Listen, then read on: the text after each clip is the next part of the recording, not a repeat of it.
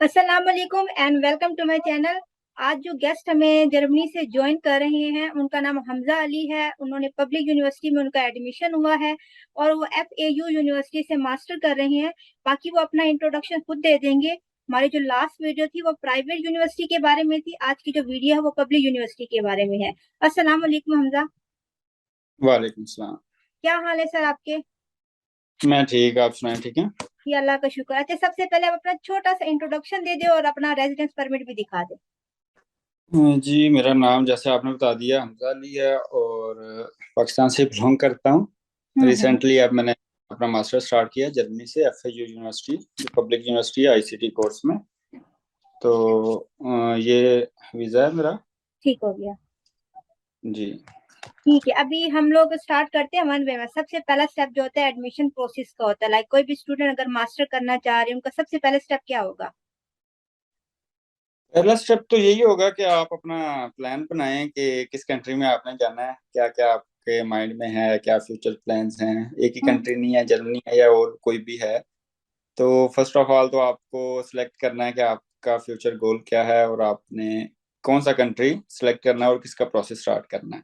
ठीक हो वो गया। कंट्री आप अपने ही जो आपकी रिक्वायरमेंट्स हैं उसके मुताबिक सिलेक्ट करने के बाद प्रोसेस स्टार्ट करें। अगर किसी का ड्रीम कंट्री ही जर्मनी, उसने जर्मनी ही जाना हो, तो फिर उसने क्या क्या डॉक्यूमेंट्स अपने रेडी करने हैं? जर्मनी के लिए आपको फर्स्ट ऑफ ऑल तो आर्ट्स चाहिए, एजुकेशनल डॉक्यूमेंट्स चाहिए जो आपके चल रहे होते हैं, इंटरमीडिएट, मैट्रिक के। ये वाली जो एजुकेशनल डॉक्यूमेंट्स हैं वो सारे आप प्रिपेयर करेंगे। मेन जो यहाँ का डॉक्यूमेंट है वो LOM है, एडमिशन के लिए।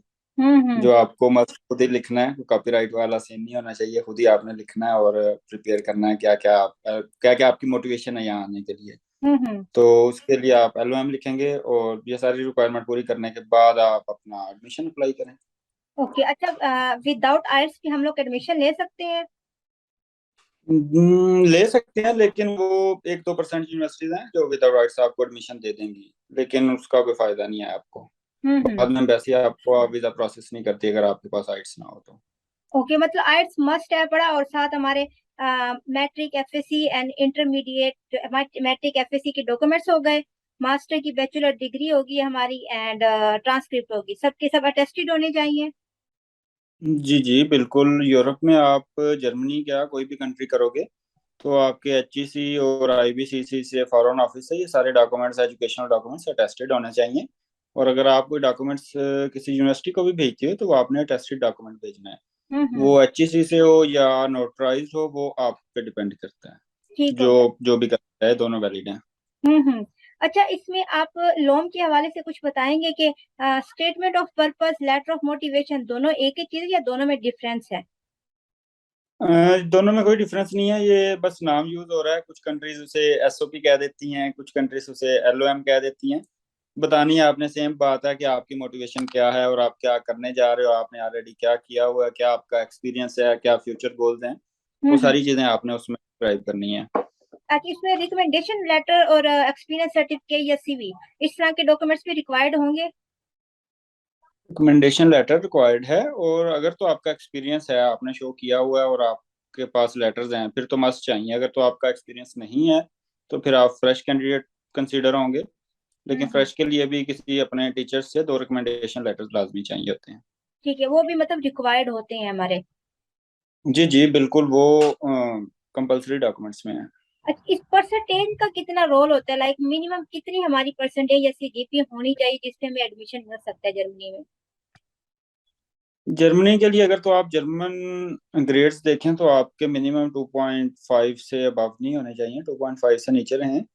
2.5 से 3 तक भी हो जाता है एडमिशन, लेकिन वो चांसेस ज़रा कम हो जाते हैं। 2.5 से बिलो रहेंगे तो चांसेस इंक्रीज हो जाएंगे आपके। हम्म। अदरवाइज अगर आप पाकिस्तानी GPA की बात करें तो आपको ऑलमोस्ट मिनिमम 3 से ऊपर रहना पड़ेगा मिनिमम पाकिस्तानी 3 से CGPA ऊपर में। रहना होगा। ओके, और आपकी मिनिमम। परसेंटेज कितनी अगर थी? मेरी 3.5 थी। 3.5। पाकिस्तान। या पाकिस्तानी में? अच्छा, जर्मन ग्रेड और पाकिस्तानी ग्रेड में कोई डिफरेंस है? जी जी, जर्मन और पाकिस्तानी ग्रेड्स में फर्क है। हम अगर पाकिस्तान में देखें तो हमारा 4 सबसे मैक्सिमम ग्रेड है और इनका 1 मैक्सिमम ग्रेड है। तो हम्म। मीन्स ये 1 से जाते हैं 4 तक और हम 4 से डाउन की तरफ आ रहे हैं। ओके। तो अगर आप 3 या 3.5 पाकिस्तानी लेके फिर रहे हो, 3.5 की यहाँ पे आपकी एवरेज 1.78 बन जाती है। हम्म। 1 की तरफ आप इधर आओगे तो वो आपकी अच्छी CGPA कंसिडर होती है। ठीक होगी। और इनटेक्स कितने होते हैं जर्मनी में? जर्मनी का अगर तो मेजर इनटेक की बात की जाए वो तो एक ही है। अगर आप माइनर कर लें तो फिर दो हो जाते हैं। समर में भी होते हैं कुछ एडमिशन, लेकिन वो बहुत कम होते हैं। हम्म। बहुत कम यूनिवर्सिटीज बहुत कम कोर्सेज ऑफर कर रही होती हैं, जस्ट लाइक पाकिस्तान में स्प्रिंग के कह लें। हम्म। यही सीन होता है समर और स्प्रिंग का। इनका अगर मेन आप इंटेक विंटर, अक्टूबर ही इंटेक ही है? हाँ हाँ, मेन विंटर ही है। अगर तो आप डिफरेंट कोर्सेज में, ज्यादा कोर्सेज ऑप्शंस में हैं कि फलां फलां यूनिवर्सिटीज हैं, तो वो सारी की सारी सारे कोर्सेज विंटर में अवेलेबल होते हैं। अच्छा, तो हमने फिर अप्लाई कैसे करना है, अपना कोर्स कैसे फाइंड आउट करना है?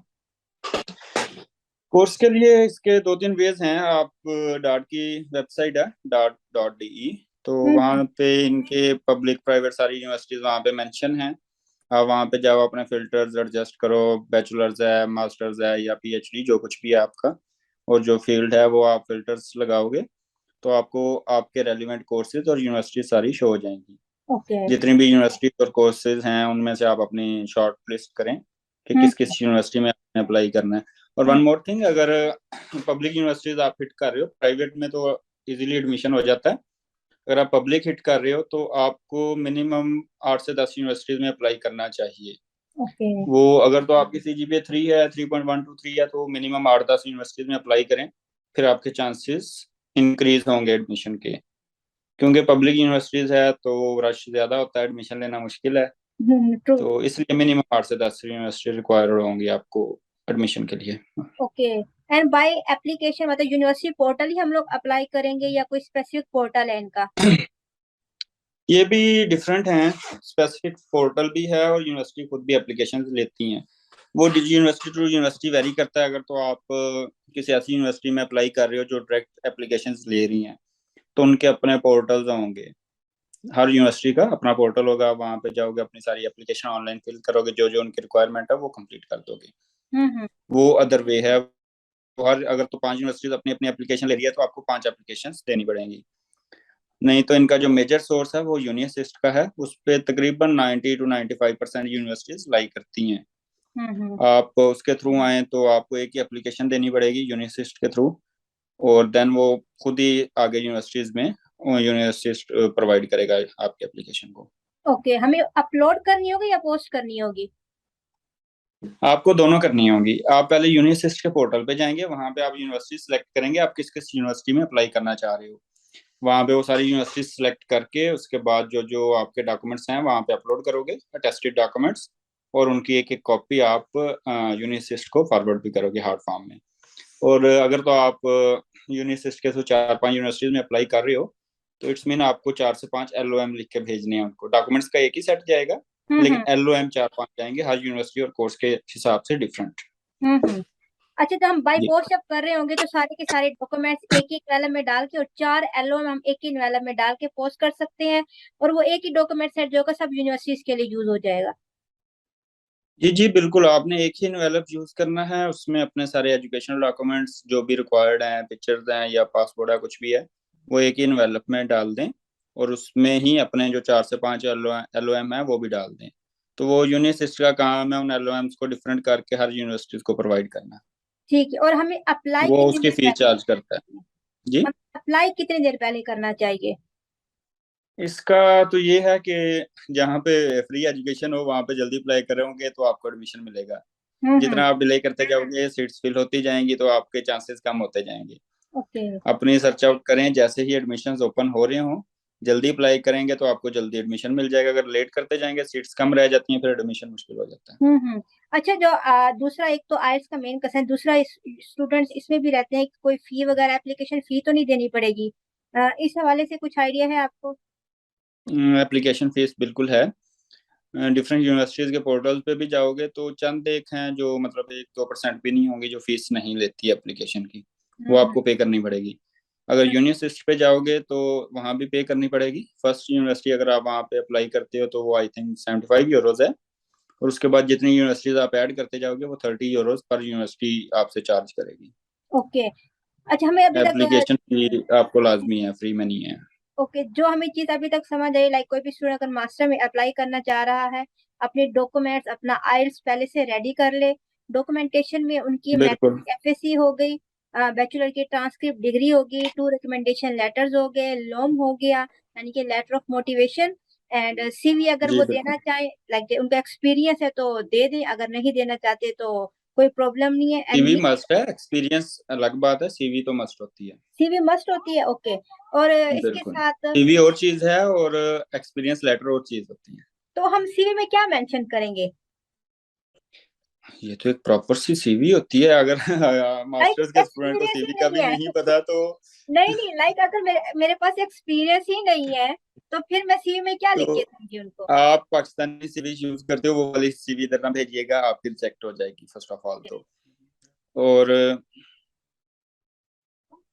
ठीक है, पाकिस्तानी सीवी जो फॉर्मेट है, पाकिस्तानी सीवी का फॉर्मेट वो वहां पे नहीं चलता, या यूरोप में सिर्फ एक फॉर्मेट चलता है, वो यूरोप का अपना स्टैंडर्ड है। ओके। और सीवी के बगैर तो कहीं भी अप्लाई नहीं होता, ना आप जॉब अप्लाई कर सकते हो, ना आप एडमिशन अप्लाई कर सकते हो। और सीवी ही आपकी प्रोफाइल होती है। हम्म। ठीक है। इसके बाद सीवी में आता क्या क्या है, जो भी आपने किया है, नेम है, एड्रेस है, ईमेल है, उसके बाद जो भी आपकी क्वालिफिकेशंस हैं, वो मैट्रिक से लेके इंटर, बैचलर्स, या आपका एक्सपीरियंस है, इंटर्नशिप है, या कहीं भी कोई हॉबीज हैं, या किसी भी आपने पार्टिसिपेट किया है एज अ वॉलंटियर, तो वो सारी चीजें आप अपनी सीवी में मेंशन करो। मतलब कोई इंटर्नशिप अगर किया है, कहीं पार्टिसिपेशन है, कोई उनके पास अवार्ड है, वो सब उस सीवी के अंदर मेंशन करके एक बिल्कुल सीवी। बिल्कुल, आपने किसी भी सोसाइटी में भी हिस्सा लिया है, अपनी यूनिवर्सिटी लाइफ में किसी भी सोसाइटी में हिस्सा लिया है, आपके पास उसका प्रूव होना चाहिए, प्रूव है तो आप सीवी में मेंशन करो। अच्छा, और कोई सीवी भी यूरोप स्टैंडर्ड की होनी चाहिए। जी जी। वो आपको यूरोपास वेबसाइट है, वहां से आप जाके बना सकते हो अपनी रिक्वायरमेंट, जो जो आपने किया हुआ है वो दोगे तो आपको सीवी बनी बनाई मिल जाती है। अच्छा, जो पाकिस्तानी रिकमेंडेड सीवी नहीं वो चलेगी। रिकमेंडेड फॉर्मेट जो है वो यूरोपास के ऊपर जाके हम बनाएंगे तो वो रिकमेंडेड फॉर्मेट वहीं से डाउनलोड हो जाएगा। पाकिस्तानी फॉर्मेट नहीं चलेगा, जैसे वर्ड के अंदर नहीं, हम पाकिस्तानी लिख के फॉर्मेट यहाँ पे बिल्कुल चलेगा। जैसे हम वर्ड में जाके लिख लेते होते हैं और सब चीजें। नहीं नहीं नहीं नहीं, वो वाला फॉर्मेट कभी नहीं चलेगा इधर। ठीक है। अच्छा, अभी हमारा एडमिशन हो गया, हमें एडमिशन लेटर भी आ चुका है, देन नेक्स्ट प्रोसेस फिर हमारा क्या होगा? एडमिशन आने के बाद आपका रह जाता है वीजा प्रोसेस। वीजा प्रोसेस में भी आजकल पाकिस्तान में बड़ा टाइम लग रहा है, 6-7 महीने लग रहे हैं। तो अगर तो आपने अप्लाई कर दिया है 5, 6, 8, 10 यूनिवर्सिटीज में, तो आपको उम्मीद है कि मेरा एडमिशन आने वाला है, तो देन आप अपॉइंटमेंट बुक कर लें एडमिशन आने से कोई महीना पहले, या एडमिशन आ जाए तो तब कर लें, कोई इशू नहीं है। आपने अपॉइंटमेंट सिंपल सी, इनकी ऐप, वो वेबसाइट है एम्बेसी की, जर्मन एम्बेसी की, वहां पे जाएं, अपना वो एक दो रिक्वायरमेंट आपसे पूछेंगे, उसमें भी आपकी कैटेगरीज बनी हुई हैं। जब आप अपॉइंटमेंट अप्लाई करेंगे, एक है फास्ट ट्रैक की, एक है नॉर्मल ट्रैक की। जो फास्ट ट्रैक है उनका वो काम जरा जल्दी करते हैं, अपॉइंटमेंट जल्दी देते हैं, वीजा प्रोसेस भी जल्दी करते हैं, और वीजा आ भी जल्दी जाता है। जो हम्म। नॉर्मल ट्रैक है उस पर जरा टाइम ज्यादा लगता है। ओके। और जो स्टूडेंट 3.7 से अबव हैं पाकिस्तानी सीजीपीए में, वो फास्ट ट्रैक में जाएंगे, और 3.7 से नीचे वाले नॉर्मल ट्रैक में जाएंगे। वो हम्म 3.69 वाले भी नॉर्मल में ही जाएंगे, कहीं वो कर लें ओवरऑल करके, जी मेरी राउंड ऑफ करके 3.7 बन रही है, वो भी हम्म। नॉर्मल में ही जाएंगे, पास में नहीं जाएंगे। ओके। अपॉइंटमेंट आप बुक कर लेंगे तो विद इन 2 to 3 मंथ्स आपको अपॉइंटमेंट आ जाती है यूजुअली, कभी कभार रह के लेट हो जाए, नहीं तो आ जाती है। हम्म। उसके बाद आप अपने अपॉइंटमेंट आने तक अपने बाकी जो आपके लीगल डॉक्यूमेंट्स हैं, एजुकेशनल डॉक्यूमेंट्स आपके पास उस टाइम कंप्लीट होंगे, क्योंकि आपको एडमिशन मिल चुका है। बिल्कुल। विद वो एडमिशन मिल चुका है तो इट्स मीन एजुकेशनल डॉक्यूमेंट्स आपके पूरे हैं। हम्म। उसके बाद आ जाती है बात आपके ब्लॉक अकाउंट की, जो मेजर पार्ट है इसका। ब्लॉक तो अकाउंट अपना प्रिपेयर करो, अपनी बैंक स्टेटमेंट प्रिपेयर करो, स्पॉन्सर ढूंढो, जो भी है, फादर है या मदर है, जो भी है।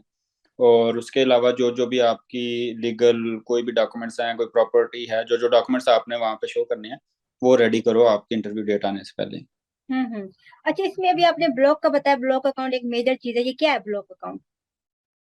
ब्लॉक अकाउंट इसको इस तरह समझ लें कि ये एक वो है, सिक्योरिटी है जो जर्मन गवर्नमेंट आपसे ले रही है। एज अ, आप यहाँ पे आते हैं तो आप आपके पास इतनी इनकम होनी चाहिए, इतने पैसे आपके पास सेविंग में पड़े होने चाहिए कि आप एक साल यहाँ पे सरवाइव कर सकें। इसलिए वो आपसे कुछ अमाउंट अपने पास ब्लॉक करवाती है, और वो पर मंथ के हिसाब से आपको रिटर्न होती है। हम्म। वो 12 मंथ्स में वो सारी आपको रिटर्न हो जाती है, वो आपकी अपनी है, वो कहीं नहीं जाती।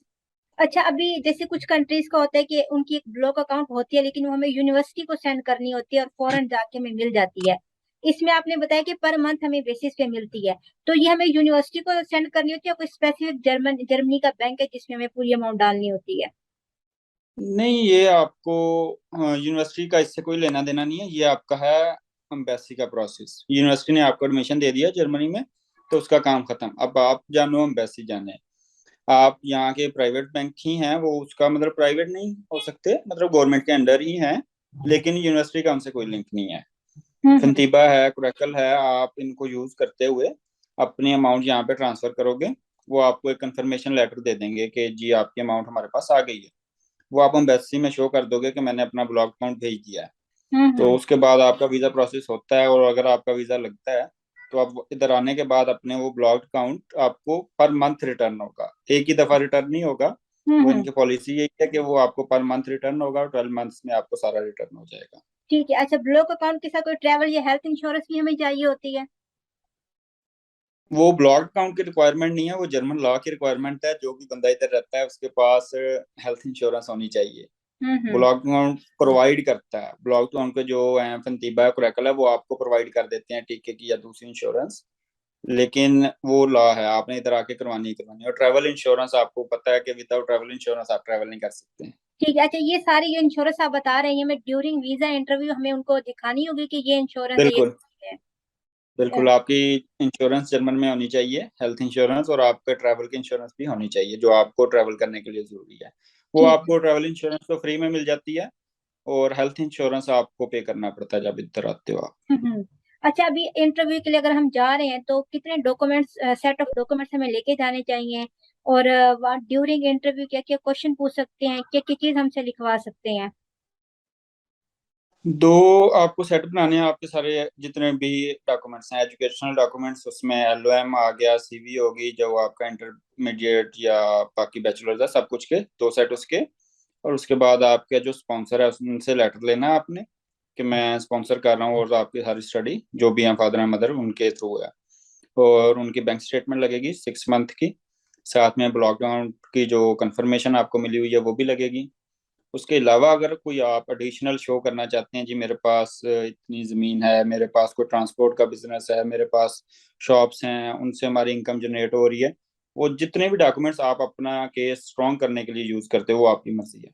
जो जो भी यूज़ करना है उसकी कॉपी सबकी 2-2 सेट बना के आप एम्बेसी जाओगे, आपका इंटरव्यू हो जाएगा। ठीक है। और वहां पर मिसिंग क्वेश्चन। डॉक्यूमेंट्स में ना जाए तो बेटर है। अगर आपका कोई भी डॉक्यूमेंट मिस हो जाता है तो आपका प्रोसेस 2 हफ्ते, 3 हफ्ते, 4 हफ्ते डिले हो जाएगा। और इंटरव्यू के ड्यूरिंग इंटरव्यू किस तरह के क्वेश्चन पूछे जाते होते हैं? ये आपका वीजा इंटरव्यू है, कुछ स्टूडेंट्स बड़ा कंफ्यूज होते हैं कि पता नहीं कौन से क्वेश्चन निकल आएंगे, कौन से टेक्निकल क्वेश्चन निकल आएंगे। कुछ ऐसा हम्म। नहीं होता। सिंपल से जो आप प्रोफाइल लेके गए हो उसी प्रोफाइल को वो आपसे रिपीट करवाते हैं। ओके। आपसे नेम पूछेंगे, फादर नेम पूछेंगे, स्पॉन्सर कौन है, कहाँ से इनकम आ रही है, कौन कमाता है घर में, कितने बहन भाई हैं, कौन सरवाइव कर रहा है, कैसे सरवाइव करोगे, वहाँ कोई जॉब मिली तो करोगे कि नहीं करोगे, या फिर आपने पहले क्या किया हुआ है, नेक्स्ट डिग्री क्या करने जा रहे हो, क्या आपके पास एक्सपीरियंस है। जो आपकी प्रोफाइल है जस्ट उसी प्रोफाइल को उन्होंने रिपीट आपसे क्वेश्चंस में करना है। हम्म। बाकी कोई टेक्निकल क्वेश्चंस वहाँ पे नहीं होते। ओके, तो वहां पे कुछ लिखवाते भी हैं? हाँ बिल्कुल, आपको एंड पे एलओएम लिखना पड़ता है। जो आपने एलओएम सबमिट करवाया वो कंप्लीट नहीं लिखना, उन्होंने आपको 2-3 क्वेश्चन बता देने हैं कि why Germany, why this course, why this country, इस तरह के 1-2 क्वेश्चन बता देने हैं। आपने उन्हीं को एलेबोरेट करना है जस्ट 8 to 10 लाइंस में, वो हम्म। 2-3 क्वेश्चन। वो इतना हार्ड रूल नहीं है, इजीली आप लिख लेते हो। अगर ओके। तो आपने एलओएम खुद लिखा है तो वो भी आपके लिए कोई मसले वाली बात नहीं है। ऐसे ही है। अच्छा, एक दो स्टूडेंट ये वाला क्वेश्चन जरूर पूछते हैं हमसे, इंटरव्यू इंग्लिश में लिया जाएगा या उर्दू में लिया जाएगा या जर्मन लैंग्वेज में लिया जाएगा? ये क्वेश्चन जरूर पूछते हैं स्टूडेंट। अगर तो आप मास्टर्स के लिए आ रहे हो और आपने आइट्स भी क्लियर किया है तो आपका तो ये क्वेश्चन करना बनता ही नहीं है इंग्लिश उर्दू क्या। आप आइट्स क्लियर कर चुके हो, आप मास्टर्स करने जा रहे हो, जाहिर है आपसे वो इंग्लिश रिक्वायरमेंट मांग रहे हैं। क्यों मांग रहे हैं? तो इंग्लिश में इंटरव्यू भी इंग्लिश में लेंगे। लेकिन आप भी उर्दू पाकिस्तान वाली से हो, तो आप किसी आप भी वर्क वीजे के पाकिस्तान लिए से नहीं हो। जा रहे।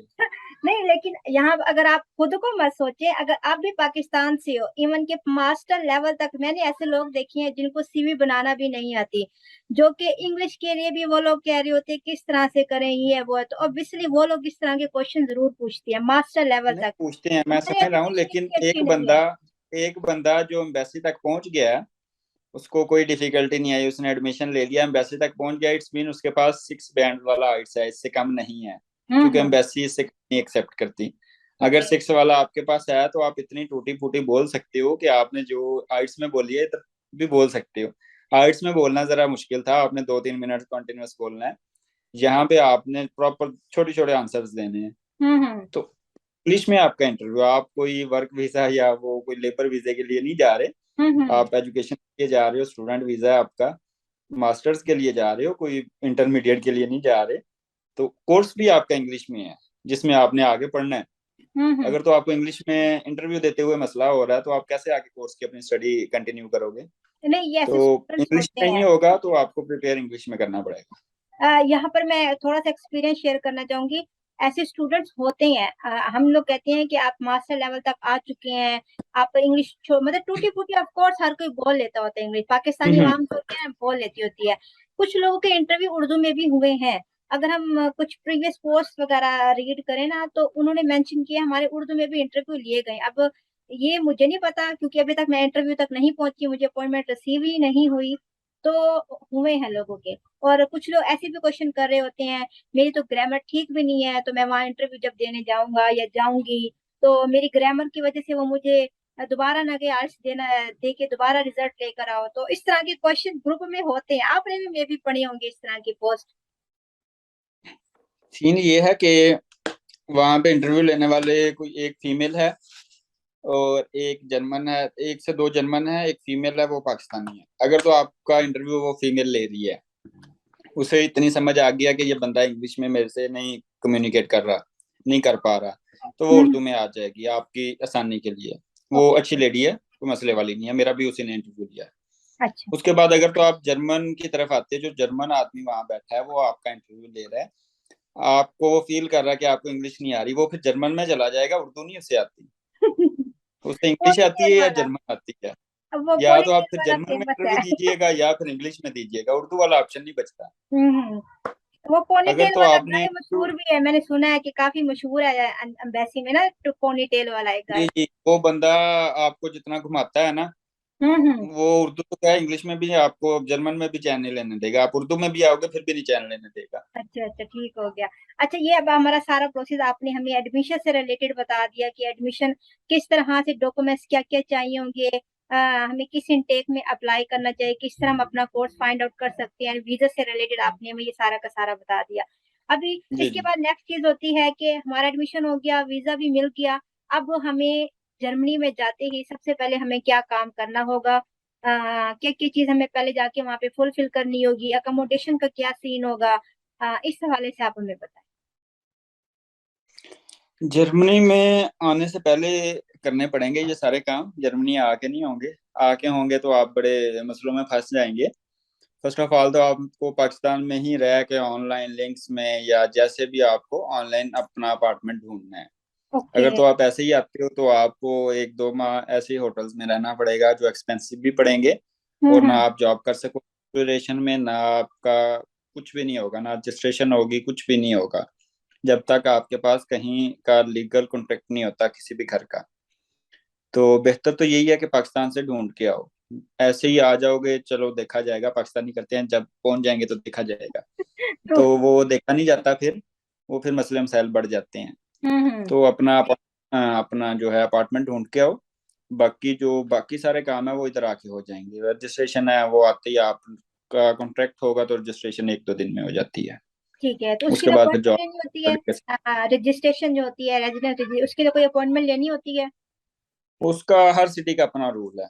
कुछ ठीक है। सिटीज हैं वो अपॉइंटमेंट के थ्रू आपकी रजिस्ट्रेशन करते हैं, कुछ का ये है कि आप उसी दिन जाओ तो आपकी हो जाती है। वो हम्म। सिटी टू सिटी ठीक है। अच्छा, यूनिवर्सिटी की माइंड में तरफ रख से के हमें। आए कि आपकी अपॉइंटमेंट वाला सीन भी हो सकता है और दूसरा भी हो सकता है। ओके, तो हमें यूनिवर्सिटी की तरफ से कोई अकोमोडेशन प्रोवाइड नहीं की जाती?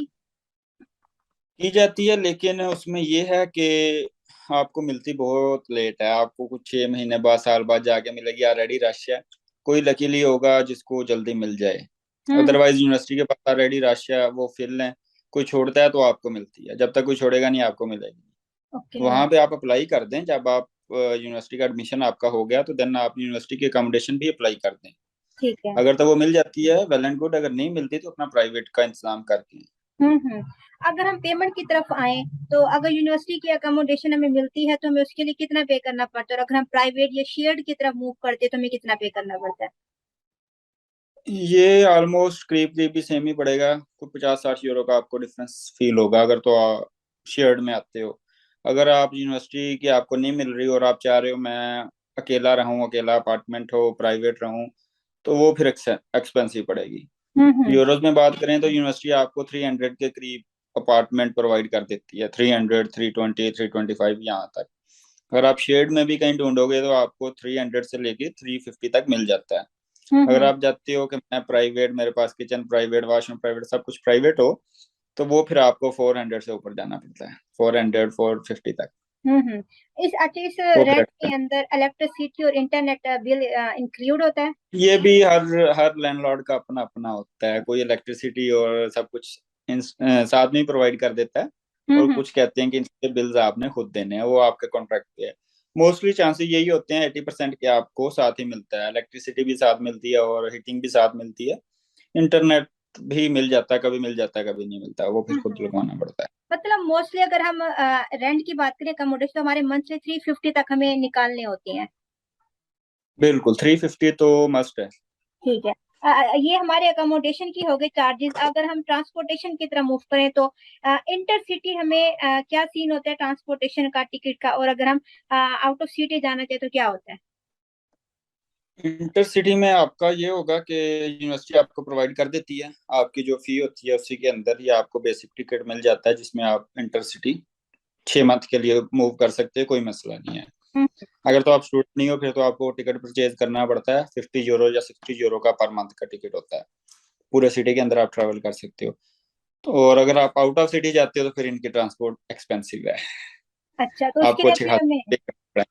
मतलब कि इनके लिए फिर टिकट परचेज करना पड़ेगा अगर हम आउट ऑफ सिटी जाए? बिल्कुल बिल्कुल, अगर तो ठीक। आपने आउट ऑफ सिटी जाना है तो आपको टिकट परचेज करना पड़ता है। और वो बाय ट्रेन ही वो होता एक्सपेंस बाय ट्रेन भी है, बाय बस भी है, बस का निज़ाम जरा कम है लेकिन मोस्टली ट्रेन है, और वो एक्सपेंसिव पड़ती है। है? और मोस्टली आपने वहाँ पे स्टूडेंट है वो आउट ऑफ सिटी मूव करते हैं या फिर विद इन अ सिटी ज्यादा ट्रैवल करते हैं? विद इन अ सिटी तो ट्रैवल आपने करना ही करना है, आपने यूनिवर्सिटी भी जाना है, आपने जॉब पे भी जाना है, आपने घर भी आना है, वो तो सारी travel with in a city होती है। विद आउट ऑफ सिटी आपको जाना पड़ता है, आपके अपने टूर टूर आप करने जा रहे हो या किसी काम से जा रहे हो, किसी से मिलने जा रहे हो, वो कभी कभार होता है, डेली नहीं होता। मोस्टली लोग जो मैंने देखे हैं वो जैसे यूरोप की तरफ जाते हैं, वो अपनी साइकिल परचेज कर लेते हैं कि विद इन अ सिटी हम साइकिल पे ही ज्यादा ट्रैवल कर लेंगे, क्योंकि हमारे लिए ये जो है एक ही दफा का खर्चा है, उसके बाद ना पेट्रोल की फिक्र होगी इसके अंदर, ना ही टिकट की फिक्र होगी। तो इस तरह का कुछ सीन है। हाँ सीन तो है, कुछ लेते हैं लेकिन स्टूडेंट्स को जरूरत पड़ती है अगर तो आपने लेनी है, आपकी विषय ले लो, अदरवाइज स्टूडेंट को ट्रांसपोर्ट फ्री होती है, आपकी विद इन सिटी फ्री होती है। और उसके लिए 50 ही जो होते हैं हमें टिकट जो होते हैं पे करनी पड़ती है, यूनिवर्सिटी को हम स्टार्ट में नहीं, पे करते वो यूनिवर्सिटी की जो आप फी पे करते हो उसी के अंदर एडिशनल उनके चार्जेस होते हैं। अगर आपकी 200 फी है यूनिवर्सिटी की, हैं। तो उन्होंने मेंशन किया होता है कि इतनी फीस हम टिकट की ले रहे हैं आपसे, हम्म। तो वो और आपको जो यूनिवर्सिटी फी है उसी के अंदर मिल जाता है। अच्छा। इसलिए मोस्टली स्टूडेंट लेते हैं, कुछ नहीं भी लेते। तो बस ये वाली जो ऐसा समझ लें कि हम फ्री ट्रांसपोर्ट ही हम वहाँ पे यूज कर रहे हैं, अदरवाइज इसके इतना एक्सपेंस नहीं हम्म, होता। अगर हम मोबाइल और सिम की हम्म, बात करें, तो मोस्टली जो लोग होते हैं वो कहते हैं कि मोबाइल हम यहीं से ही लेके जाते हैं, वहाँ हम जर्मनी में हमें ज्यादा एक्सपेंसिव पड़ेगा। कुछ लोग कहते हैं कि नहीं, पाकिस्तान से ले जाने की बजाय वहाँ हमें सस्ता पड़ेगा, हम वहीं पे जाके ले लेते हैं मोबाइल, और सिम पे इंटरनेट भी फ्री मिल जाता होता है। इस हवाले से कोई खर्चा हाँ, बताएंगे? वो यहाँ से भेजते हैं, पाकिस्तान में नेट की शदीद किल्लत है, तो फ्री वाला इधर से भेज देते हैं। नहीं, मैं सिम की बात यहाँ कर पे रही हूँ इंटरनेट कि जब जितना सिम एक्सपेंसिव परचेज है ना, करते हैं। पाकिस्तान में इस वक्त फ्री नहीं मिलता है। नहीं, जब हम सिम परचेज यहाँ पे करते हैं आपको तो फिर उस पे। ऑलमोस्ट पाकिस्तानी 2500 में 3 GB मिल रहा है। ओके, पैकेज ट्वेंटी करवा फाइव रहे हंड्रेड पाकिस्तानी, जी पाकिस्तानी 2500 में बंदा अच्छा खासा एक मंथ गुजारता है, अच्छे खासे जीबी मिनट्स के साथ। और हम्म। यहाँ पे 3 GB मिलता है जस्ट 2500 में। ओके। बाकी ठीक है। मोबाइल्स ये है कि यहाँ पे भी वही प्राइस है, सेम प्राइस है, इतना कोई डिफरेंस नहीं है, लेकिन ये है कि यहाँ पे लेना इजी है, आप इंस्टॉलमेंट पे उठा लो, थोड़े थोड़े करके पैसे दे दो, इंटरेस्ट नहीं पड़ता। तो उसके साथ आपको सिम भी मिल जाती है, सिम के लेकिन एक्स्ट्रा चार्जेस होते हैं, पर हम्म। मंथ चार्जेस होते ठीक है।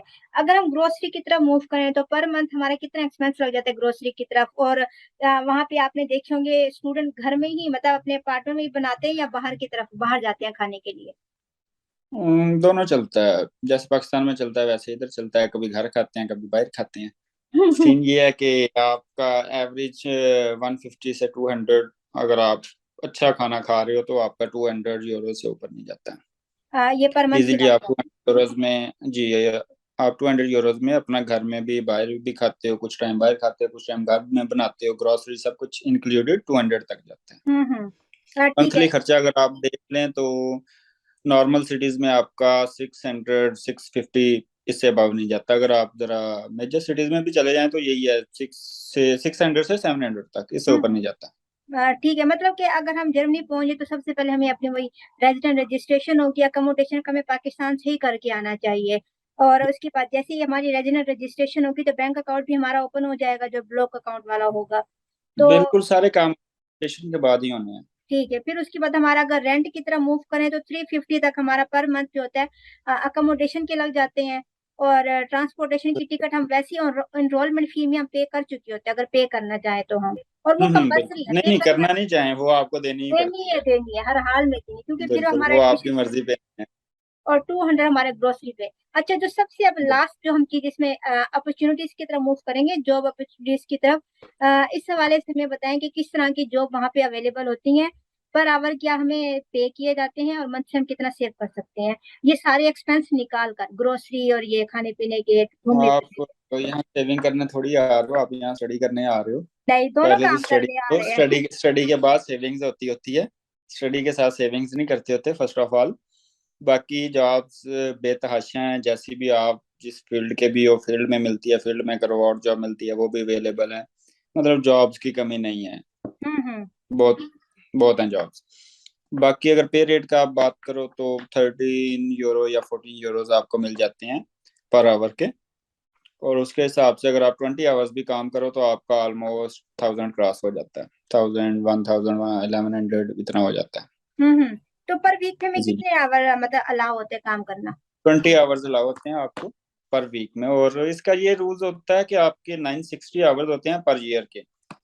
तो वो आपने साल में अगर तो एक मंथ में ही कंप्लीट कर लिए, फिर खत्म, 6 मंथ में कर लिए, फिर आपकी मर्जी। अगर वो 20 20 आवर्स करके चलोगे तो आपका पूरा साल चलेगा। हम्म। तो जॉब्स आप बताएंगे किस तरह की वहां पर मोस्टली स्टूडेंट कर रहे होते हैं? जिनको कोई स्टूडेंट जॉब मिल जाए या फील्ड की जॉब मिल जाए वो वहाँ कर रहे हैं, जिनको नहीं मिलती या वो सर्च आउट नहीं करते फिर वो और जॉब्स हैं, अमेजोन है या फ्लिंक है या मतलब डिलीवरी जॉब्स हैं, वो कर लेते हैं। तो ये अच्छा पे जॉब रेट है। तो जॉब बाय कनेक्शन मिलती है या कोई उनकी वेबसाइट है जिसके थ्रू वहां नहीं पर नहीं, जाके स्टूडेंट अप्लाई करते हैं? वेबसाइट है, आप इजीली अप्लाई करोगे, आपको with in 10 days job offer हो जाती है। ठीक है, और वो वेबसाइट का नेम मेंशन करेंगे? आपको यहाँ आके ही पता चलेगा, क्योंकि हर हर जो भी कंपनी आपको प्रोवाइड कर रही है उसकी अपनी वेबसाइट होनी है। जिस सिटी में आओगे उस सिटी में देखोगे किसका स्कोप ज्यादा चल रहा है, हम्म। कौन सी साइड पे स्टूडेंट्स ज्यादा जा रहे हैं, उस सिटी के मुताबिक आप उसकी जो भी कंपनी होगी उसकी वेबसाइट पे जाके अप्लाई कर दोगे। नहीं, ये जो अभी आपने बात की ना, आएंगे तो जाहिर सी बात है हर कंपनी की अपनी वेबसाइट होती है, लेकिन हर कंट्री की एक ऑफिशियल साइट भी होती है जिसके ऊपर मोस्टली लोग अप्लाई, अगर नहीं, यहाँ पे वो पाकिस्तान सीन की बात नहीं है। करें। आप यहाँ पे आओगे, आपने अगर तो सीमेंस में करनी है उसकी अपनी एक साइट है, आप वहाँ पे जाओ, वहाँ से अप्लाई करो। अमेजोन में जॉब करनी है तो अमेजोन की अपना एक प्लेटफॉर्म है, वहाँ पे जाके अप्लाई होगा। अगर आप डिलीवरी की जॉब करते हो तो डिलीवरी में भी कोई 10 कंपनियां यहाँ पे काम कर रही हैं। जैसे पाकिस्तान में फूड पांडा एक कंपनी काम कर रही है, यहाँ पे 10 15 कंपनीज काम कर रही हैं।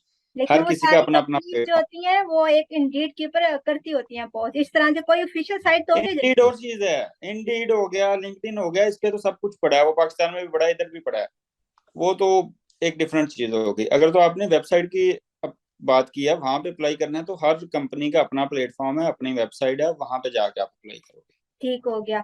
चलिए और अब इंडीड पे जाते हो या लिंक्डइन पे जाते हो, वहां पे आपको हर टाइप की जॉब मिलती है, वहां पे भी अप्लाई करो। वो तो सोर्सेज हैं जो जो आप यूज करो। कल मेरा भी एक इंटरव्यू हो रहा था, जो स्टूडेंट ऑलरेडी वहाँ पे सीनियर सॉफ्टवेयर डेवलपर के तौर पे काम कर रहे हैं, तो उन्होंने हमें एक हम्म। ऑफिशियल साइट बताई थी, स्टेपस्टोन। अगर आप लोग जो जाना चाह रही हैं, चाहे कि हम पहले जर्मनी जाने से पहले अप्लाई करना शुरू कर दें अच्छी जॉब्स ताकि हमारे डिग्री से रिलेटेड मिले, तो वो स्टेपस्टोन पे जाएंगे तो मोस्टली कंपनी जो होती है उनकी ऑफिस बॉय की जॉब भी उस वेबसाइट पे पोस्ट की जाती होती है कि हमें ऑफिस बॉय रिक्वायर्ड है पड़ा।